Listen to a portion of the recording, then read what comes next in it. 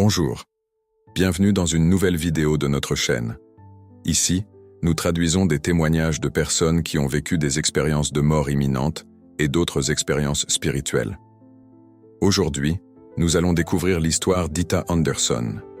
Il raconte qu'il est mort et a découvert et vu une grande transformation sur la planète, entre 2023 et 2025. Si vous n'êtes pas encore abonné à la chaîne, abonnez-vous maintenant.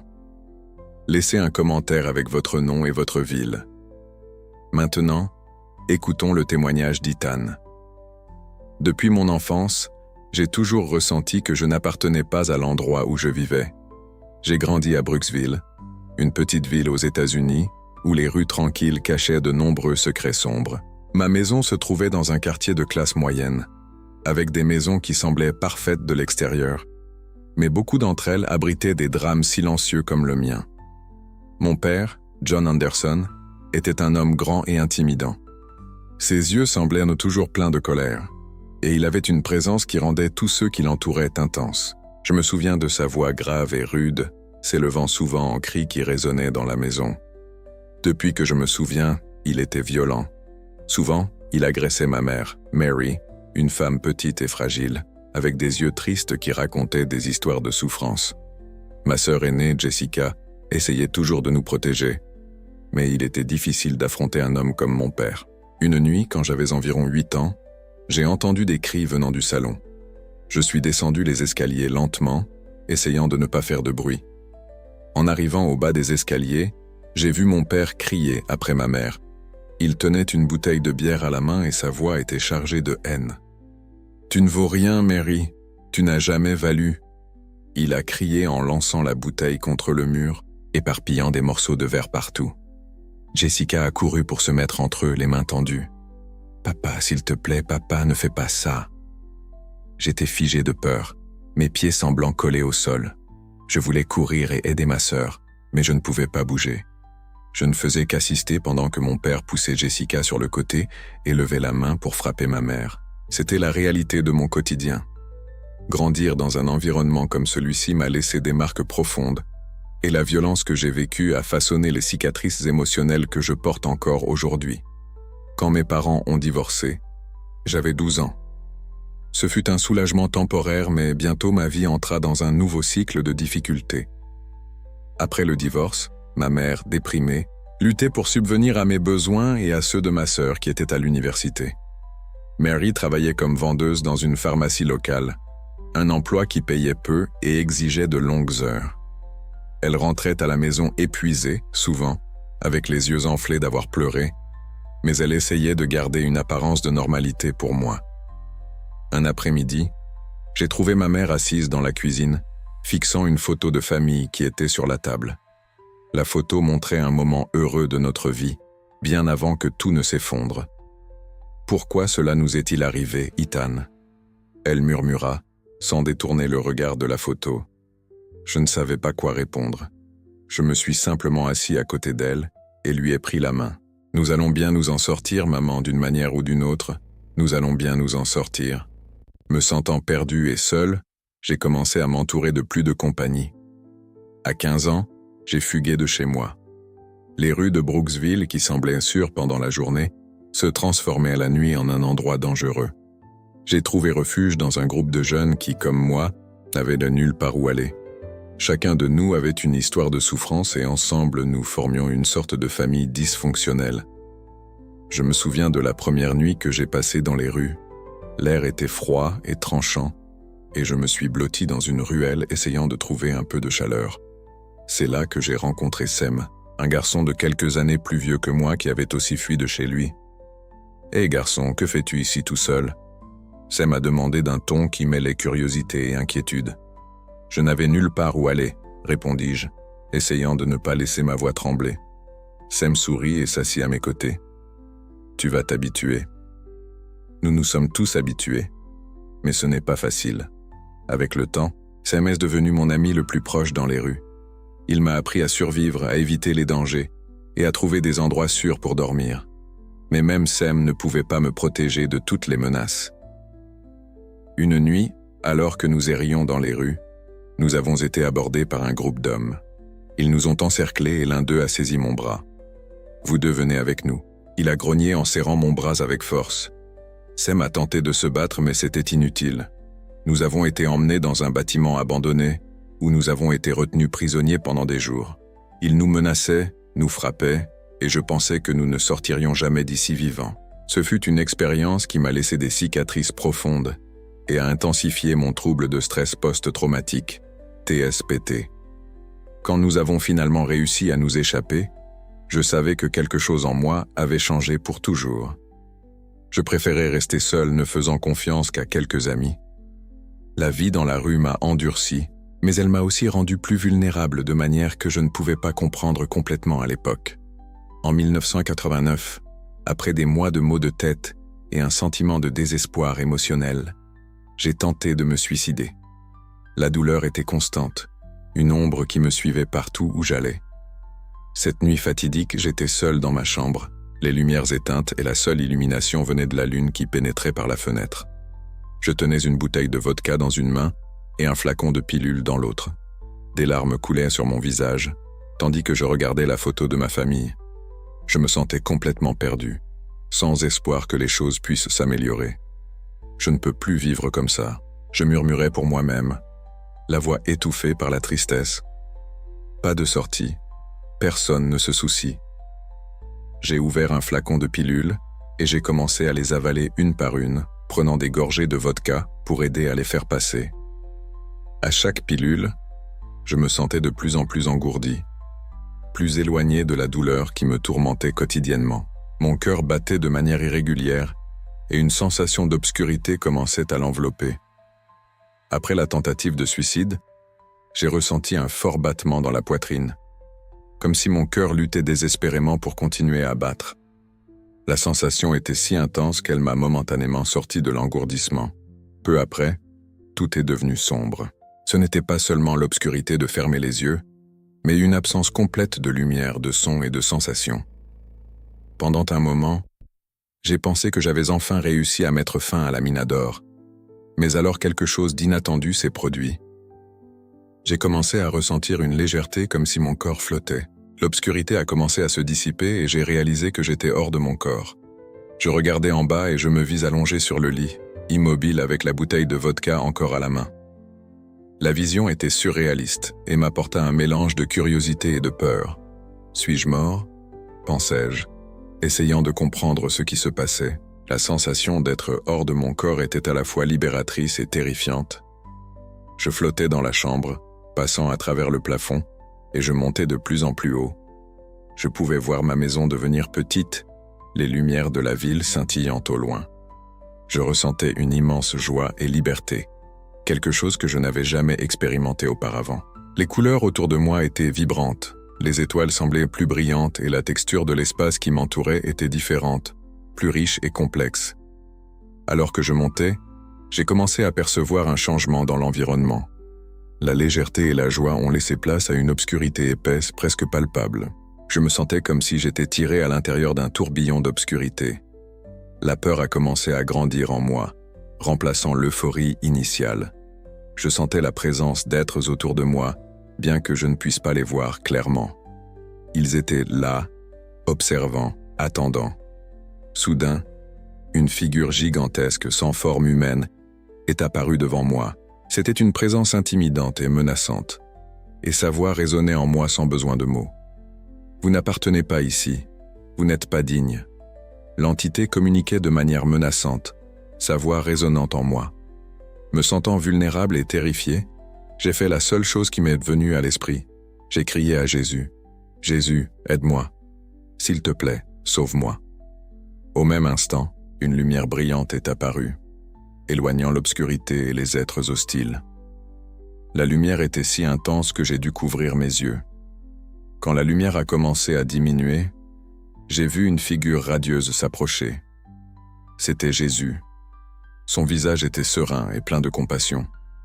Il m'a enveloppé dans une étreinte, et toute la douleur et la peur que je ressentais ont disparu instantanément. J'ai ressenti une guérison spirituelle, comme si une paix profonde avait été versée sur moi. « N'aie pas peur, Rita. » Jésus a dit, sa voix douce et réconfortante. « Je suis ici pour t'aider. Tu as un but à accomplir. Mais pourquoi moi? Je ne suis qu'un. Moi. Je n'ai jamais fait quoi que ce soit d'important. J'ai répondu, me sentant insignifiant devant la présence divine. Jésus a souri. Tout le monde a un rôle à jouer. Je vais te montrer ta vie pour que tu puisses mieux comprendre. Jésus a pris ma main et, ensemble, nous avons commencé à revoir ma vie. C'était comme regarder un film, mais avec une clarté et une profondeur que je n'avais jamais expérimentées auparavant. J'ai vu tous mes actes, bons et mauvais, et l'impact qu'ils ont eu sur les autres. Chaque moment de ma vie se dévoilait devant moi. Et j'ai pu ressentir les sentiments et les émotions des personnes qui avaient été affectées par mes actions.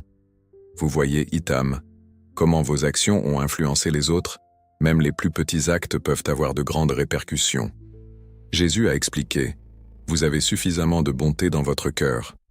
Malgré vos faiblesses et vos erreurs, vous êtes destinés au ciel. » Je regardais, émerveillé et repentant en même temps.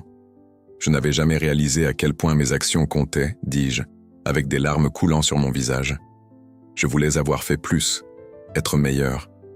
Tu as encore le temps de faire la différence. Jésus a répondu d'un ton encourageant.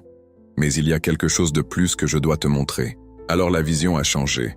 J'ai vu le monde actuel, mais il se transformait devant mes yeux. Jésus m'a montré une série d'événements qui se produiraient entre 2023 et 2025. C'était comme regarder un montage rapide de scènes, mais chacune d'elles était pleine de détails impressionnants. Il a vu les États-Unis traverser une profonde crise politique, avec des dirigeants destitués et d'anciens systèmes s'effondrant. L'Europe faisait face à ses propres défis, avec de nouvelles formes de gouvernement émergeant au milieu du chaos. En Amérique latine, des mouvements populaires prenaient de l'ampleur, renversant des régimes corrompus et établissant de nouveaux ordres politiques. Ces changements sont nécessaires. Jésus a expliqué, bien qu'ils entraînent initialement le chaos, ils aboutiront à des sociétés plus justes et équitables. Les gens devront traverser cette période de transformation pour apprendre et grandir. Cela semble effrayant, avouai-je, inquiet de ce que je voyais. Comment les gens vont-ils faire face à tout cela? Ils ne seront pas seuls. Jésus a dit, avec un regard de sérénité, les témoins de Dieu à travers le monde. Et elles aideront à guider et soutenir ceux qui en ont besoin. La réponse à l'amour et à la compassion sera cruciale durant ces temps. Alors que Jésus me montrait l'avenir, je ressentais un mélange de fascination et de préoccupation. Chaque vision était chargée de détails vifs. Visions enflammées, manifestations dans les rues, dirigeants mondiaux en réunion désespérée. Il y avait un sentiment d'urgence et de changement, mais aussi d'espoir et de renouveau. Jésus m'a fait comprendre que ces transformations n'étaient pas seulement politiques, mais aussi spirituelles et culturelles. « Regarde Ethan » dit Jésus, en désignant une scène d'une grande protestation à Washington, D.C. Les gens se lèvent contre l'injustice. Ils exigent transparence et vérité de leurs dirigeants. C'est une étape nécessaire pour l'évolution de la société. J'ai vu des personnes de tous âges et de toutes origines marcher ensemble, tenant des pancartes avec des messages de paix et de justice. Je pouvais sentir l'énergie et la détermination sur leurs visages, mais je voyais aussi la répression, la violence contre les manifestants, la lutte pour le pouvoir. Les scènes étaient intenses et émouvantes, montrant à la fois le meilleur et le pire de l'humanité. Ces transformations se produiront par vagues, continua Jésus. L'ancien ordre doit être démantelé pour que quelque chose de nouveau et de meilleur puisse émerger. Mais ce processus sera douloureux. Ensuite, il voyait l'Europe. La voie était tumultueuse dans plusieurs capitales avec des gouvernements anciens tombants et de nouveaux leaders émergents. Voyez des jeunes menant des mouvements de changement, animés par une vision d'un avenir plus inclusif et durable. Cela passe par des débats passionnés, des confrontations, mais aussi des moments d'union et de solidarité. En Europe, la quête d'une nouvelle identité et d'un nouveau but sera intense. Jésus a expliqué. Ils essaient de trouver un équilibre entre leur tradition et la nécessité d'innovation. L'Amérique latine était la suivante. Elle a vu une série de révoltes populaires renversant des régimes corrompus. Les gens prenaient le contrôle de leur destin, formant de nouveaux gouvernements basés sur la justice sociale et l'équité. Il y avait un fort sentiment de communauté et de soutien mutuel. J'ai vu des communautés travailler ensemble pour reconstruire et revitaliser leur société. En Amérique latine, l'esprit de communauté et de solidarité sera la clé pour surmonter les défis, a déclaré Jésus. Ils montreront au monde le pouvoir de l'unité et de l'amour du prochain. Alors qu'il regardait ces visions, il a été envahi par un profond sentiment de responsabilité. Il a ressenti qu'il avait un rôle à jouer, même s'il était petit dans ce grand schéma de transformation. Jésus me regarda avec un sourire encourageant. « Ethan, chacun a un rôle à jouer, » dit-il doucement. « Vous pouvez aussi faire la différence. Votre voyage n'est pas encore terminé. » Après la révélation de l'avenir, Jésus me conduisit à une révision de ma propre vie. C'était comme regarder un film, mais avec une profondeur émotionnelle que je n'avais jamais expérimentée auparavant. Chaque moment significatif de ma vie se déroulait devant moi, et je pouvais ressentir les sentiments et les émotions des personnes qui avaient été affectées par mes actions. « Commençons depuis le début, » dit Jésus, sa voix douce et réconfortante. La première scène était de mon enfance, un moment heureux avant que tout ne s'effondre. Je jouais dans le jardin avec ma sœur, Jessica. Avant de continuer, juste une demande. Abonne-toi à notre chaîne. Ça nous aide beaucoup à continuer. C'était une journée ensoleillée et nos rires résonnaient dans l'air. J'ai pu sentir l'innocence et la joie de ce moment. Ces moments de joie sont précieux, a commenté Jésus. Ils sont ce qui soutient l'âme en temps de difficulté. Ensuite, la scène a changé pour une nuit de violence dans ma maison. Mon père criait après ma mère et je me cachais derrière la porte, effrayé. Je pouvais ressentir la douleur et la terreur de ce moment, comme si cela se produisait à nouveau. Ces expériences ont façonné qui vous êtes, mais ne définissent pas votre valeur. Jésus a dit en posant une main réconfortante sur mon épaule, « J'ai aussi vu mes moments de rébellion et de désespoir durant mon adolescence. Les nuits froides dans les rues de Brooksville, les mauvaises compagnies que j'ai choisies. Chaque décision, chaque erreur, était révélée avec une clarté douloureuse. Tu vois, Itam, comment tes actions ont influencé les autres. Même les plus petits actes peuvent avoir de grandes répercussions, expliqua Jésus. Tu as suffisamment de bonté dans ton cœur. Malgré vos faiblesses et vos erreurs, vous êtes destiné au ciel.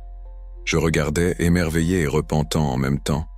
Je n'avais jamais réalisé à quel point mes actions comptaient, disais-je avec des larmes coulant sur mon visage. Je voulais en faire plus, être meilleur. As-tu encore le temps de faire la différence? Jésus a répondu avec un ton et un courage. Mais il y a quelque chose de plus que je dois te montrer. Jésus m'a montré des moments où, sans le savoir, j'avais fait la différence dans la vie d'autres personnes. De petits actes de bonté dont je ne me souvenais même pas, mais qui avaient un grand impact. Je me suis rappelé d'un jour en particulier. Je marchais dans les rues de Brooksville quand j'ai vu une femme âgée essayant de traverser la rue. Elle avait l'air confuse et vulnérable. Sans réfléchir, je suis allé vers elle et l'ai aidée à traverser. Ce n'était pas un grand acte, mais pour elle, cela signifiait le monde. « Merci, jeune homme, » dit-elle en serrant ma main avec force. « Vous êtes un ange. » À l'époque, je n'avais fait que sourire et continuer mon chemin, sans réaliser la profondeur de ces mots. Mais maintenant, en voyant la scène à travers les yeux de Jésus, je pouvais comprendre l'impact de ce simple geste. Tous ces petits actes de bonté s'additionnent. Jésus a expliqué. Il crée des vagues qui se propagent bien au-delà de ce que vous pouvez voir. La révision a continué, montrant des moments où j'ai échoué et blessé ceux que j'aimais. Via d'or dans les yeux de ma mère, la tristesse ingésique quand elle ne parvenait pas à m'atteindre. Ces scènes étaient douloureuses, mais nécessaires. Tu n'es pas jugé, Ethan. Jésus a dit doucement. C'est pour que tu puisses apprendre et grandir. Il a été informé qu'il ne pourrait pas ramener certains savoirs, car ils interféreraient dans sa croissance spirituelle. Bien que réticent, il comprenait la nécessité de cette limitation. La révision de vie a continué, montrant des moments tant d'échecs que de rédemption. Via d'or que j'ai causé aux autres, mais aussi les moments où, sans le savoir, j'ai apporté de la joie et du soulagement. Chaque scène était un apprentissage, une occasion de réfléchir à mes actions et à leurs impacts. Une des scènes les plus douloureuses a été un moment avec ma sœur Jessica. Elle était chez elle pour Noël pendant une de ses pauses à l'université. Je me souviens de combien elle était excitée à l'idée de passer du temps avec moi, mais j'étais perdu dans ma propre obscurité. « Ethan, pourquoi ne viens-tu pas avec moi au centre commercial? Nous pouvons acheter des cadeaux ensemble. » Elle a suggéré avec un sourire plein d'espoir. « Je ne suis pas d'humeur pour ça, Jess. Va toute seule. » J'ai répondu froidement, sans la regarder. J'ai vu la déception dans ses yeux, une lueur de tristesse que je n'avais pas remarquée à l'époque. Elle a essayé de cacher, mais la douleur était claire. À ce moment-là, j'étais tellement plongé dans ma propre misère que je n'ai pas réalisé comment mes mots l'affectaient. « Je voulais juste passer du temps avec toi. » Elle murmura en sortant de la chambre. Jésus m'a montré l'étendue de cette douleur, comment Jessica s'est sentie rejetée et impuissante à aider son frère. Ce fut une leçon difficile à apprendre, mais essentielle. Tu vois, Ethan, comment tes mots et tes actions peuvent profondément affecter ceux qui t'aiment. Même de petites interactions peuvent laisser des marques durables. Jésus expliqua de sa voix pleine de compassion. La révision a également apporté des moments d'espoir et de bonté. Il a vu une scène où, pendant l'un de mes moments les plus sombres, j'offrais de l'aide à un vieil ami, Sem, qui luttait également avec ses propres démons. Sem avait été l'un des rares amis que je me suis fait dans la rue. « Ethan, je suis dans un trou profond. Je ne sais pas quoi faire. » Il a avoué une nuit, sa voix tremblante de désespoir. « Nous allons en sortir ensemble, Sem. Tu n'es pas seul. » J'ai répondu en serrant son épaule avec fermeté. Ces mots simples, mais sincères, ont eu un impact profond sur Sam. J'ai vu comment il a commencé à lutter contre ses propres vices, inspiré par notre bref moment de solidarité. C'était un rappel que, même dans les ténèbres, la lumière de la compassion peut briller. Jésus a continué à me montrer ces moments, chacune une leçon sur le pouvoir de nos actions et l'importance de l'empathie. J'ai ressenti une profonde gratitude pour cette opportunité d'apprentissage et de croissance. Tu as suffisamment de bonté dans ton cœur, Ethan. Malgré tes faiblesses et tes erreurs, tu es destiné au ciel. Jésus a dit, avec un sourire encourageant. La réponse à l'amour est cruciale à tous les moments de la vie. La communication avec Jésus était instantanée et fluide. Il m'a expliqué qu'il y avait des témoins de Dieu dans le monde entier et que ma souffrance faisait partie d'un but plus grand. Cette révélation a apporté une nouvelle perspective sur ma vie et mes luttes. Comprends que tu n'es pas seul, Ethan. Il y a un but plus grand dans ta souffrance et tu es en train de grandir spirituellement. Jésus a dit, sa voix pleine de certitude. On m'a informé que je ne pouvais pas ramener certains savoirs, car ils interféreraient dans ma croissance spirituelle. Bien que réticent, je comprenais la nécessité de cette limitation. Les connaissances que je possède maintenant étaient suffisantes pour guider mes prochaines étapes. Après la révision de vie et la révélation de l'avenir, il était temps de retourner dans mon corps. Il ressentit une résistance naturelle, une envie de rester dans la présence réconfortante de Jésus et dans la paix qu'il avait trouvée. Retourner dans son corps signifiait affronter à nouveau la douleur et les défis de la vie terrestre. « Je ne veux pas revenir », ai-je avoué, ressentant une pression dans le cœur. « Ici, je suis en paix. Là-bas, il n'y a que de la douleur. » Jésus m'a regardé avec un regard de profonde compassion. « Je comprends, Ethan, mais tu as encore un travail à accomplir. Votre voyage sur Terre n'est pas encore terminé. Mais que puis-je faire ? Je ne suis qu'une personne brisée et perdue. » J'ai répondu, me sentant petit, face à l'immensité du but qu'il suggérait. Chaque âme a un rôle unique et important. Jésus a expliqué, « Tu n'es pas seul. Dieu et moi serons avec toi, te soutenant à chaque pas. Tu as grandi spirituellement et ton travail sur Terre fait partie de cette croissance. » J'ai alors vu une vision de mon avenir, une série de scènes qui montraient ma croissance et les personnes que j'aiderais. C'était un aperçu d'espoir, un rappel que ma souffrance n'était pas vaine. Tu seras un phare de lumière pour ceux qui sont dans l'obscurité. Jésus a dit, « Souvenez-vous que l'amour et la compassion sont les forces les plus puissantes qui existent. » Avec cette promesse, il ressentit un renouvellement de son objectif. Bien que réticent, je commençais à accepter la nécessité de revenir. Jésus a garanti que je ne serais jamais seul et qu'en accomplissant ma mission, mon éternité serait remplie d'amour et de paix. Je promets de faire de mon mieux. 10. Avec la gorge de Nona. J'essaierai de respecter ce que tu m'as demandé. Jésus sourit et m'enveloppa dans une dernière étreinte, transmettant une sensation d'amour inconditionnel qui réchauffa mon cœur. Nous croyons en toi, Ethan, va et fais la différence. Je ressentis une sensation d'attraction, comme si j'étais tiré de nouveau vers mon corps. La lumière autour de moi a commencé à s'estomper et l'obscurité a laissé place à la conscience. J'ai ouvert les yeux et je me suis retrouvé allongé dans le lit avec la bouteille de vodka à côté et le flacon de pilules vide. Dans les années qui ont suivi mon expérience de mort imminente, j'ai dédié ma vie à aider les autres. La promesse que j'ai faite à Jésus et la présence constante de Dieu dans ma vie m'ont donné la force nécessaire pour affronter mes propres démons, tout en soutenant ceux qui luttaient. L'une des manières les plus significatives de tenir cette promesse a été à travers mon travail bénévole dans des refuges et des centres de réhabilitation. Je me souviens particulièrement d'une froide nuit d'hiver à Brooksville, lorsque j'étais dans le refuge local à servir de la soupe chaude aux résidents. Le refuge était un endroit humble avec des murs usés et des meubles simples. Mais il y avait un sentiment de communauté et d'espoir parmi ceux qui cherchaient refuge là-bas. Alors que je servais la soupe, j'ai remarqué un jeune homme assis seul dans un coin. Il semblait perdu, ses yeux vides et son expression fatiguée. J'ai décidé de m'approcher et d'engager la conversation. « Salut, je m'appelle Ita. Puis-je m'asseoir avec toi ?» J'ai demandé en essayant de briser la glace. Il m'a regardé au départ hésitant mais a acquiescé. « Bien sûr, je m'appelle Alex. » Nous nous sommes assis et avons commencé à discuter. Alex m'a raconté sa lutte contre la dépendance aux drogues et comment cela l'avait conduit dans la rue. Chaque mot qu'il disait résonnait profondément en moi, me rappelant mes propres batailles et les promesses que j'avais faites. Tu sais, Alex, j'ai commencé. J'ai aussi été dans un endroit très sombre. J'ai traversé des choses que je pensais ne jamais surmonter, mais j'ai appris qu'il y a toujours de l'espoir, même dans les moments les plus sombres. Alex me regarda, ses yeux montrant un aperçu d'intérêt. « Comment as-tu réussi à t'en sortir ?»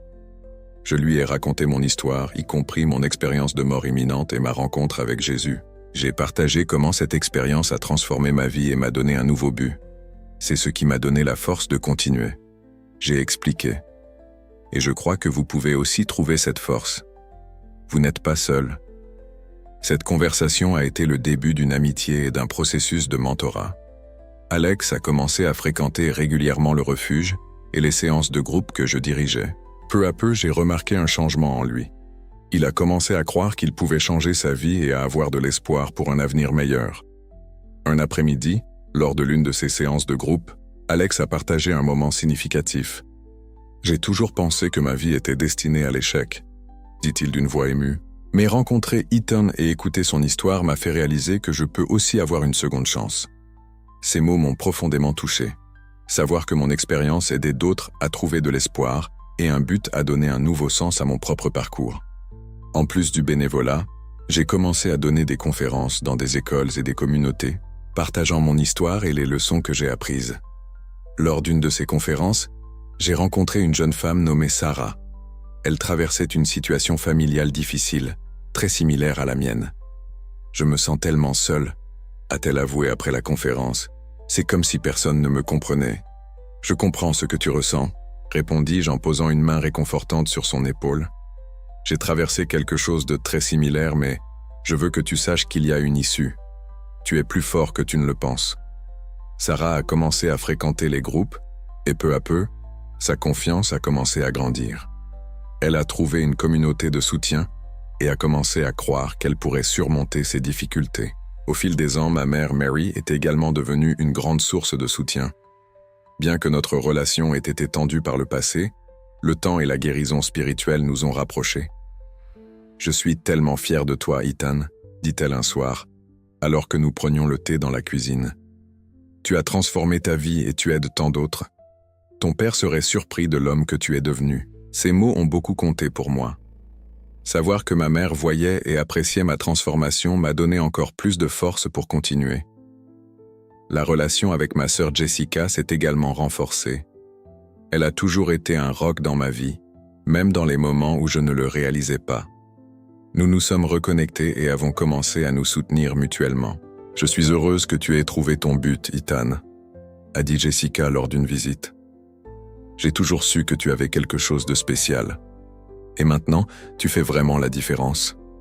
Ces relations renouvelées et le travail que je faisais ont donné un nouveau sens à ma vie. Je sentais que je remplissais enfin le but que Jésus m'avait révélé. Mais le chemin n'a pas toujours été facile. En 2004, j'ai traversé une autre période de douleur physique et de solitude. Une douleur constante m'a de nouveau conduit au point de désespoir. Je me souviens d'une nuit en particulier où j'étais allongé dans mon lit, sentant que je ne pouvais pas continuer. Pourquoi cette douleur ne s'arrête-t-elle pas ? Murmurai-je pour moi-même avec des larmes coulant sur mon visage. Je n'en peux plus. C'est alors que je ressentis à nouveau la présence divine. C'était comme si une lumière douce et réconfortante m'entourait. Une voix puissante, pleine d'amour, a parlé avec moi. « Ethan, tu n'es pas seul. Ton voyage n'est pas encore terminé. Tu as un but à accomplir. » Cette présence m'a apporté une paix que je n'avais pas ressentie depuis longtemps. Je me suis souvenu des promesses faites à Jésus et de la mission qui m'a été confiée. J'ai mis de côté mes pensées d'abandonner et j'ai décidé de continuer à me battre. Je vais continuer. J'ai promis à voix haute, ressentant une nouvelle vague de détermination. Je vais accomplir ma mission.